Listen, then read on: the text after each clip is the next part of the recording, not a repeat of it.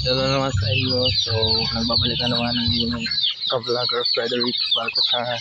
So, nandito kami sa amin na naman pananiman at ito yung mga alaga namin manok ay sumusunod sa akin guys. Guys sila. Mga alaga namin mga manok yan. Sana all sinusundan. Wala guys yung live update na yung mga taniman. Nawala yung harang. Mga patula namin guys. Lalaki na. At tumayabang ngayon yung mga damo. Lagay sila guys.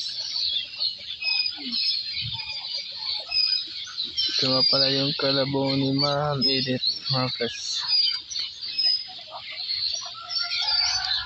Ang aming madaliman at saka yan. Mabasahan namin yung nagpakasampay dyan.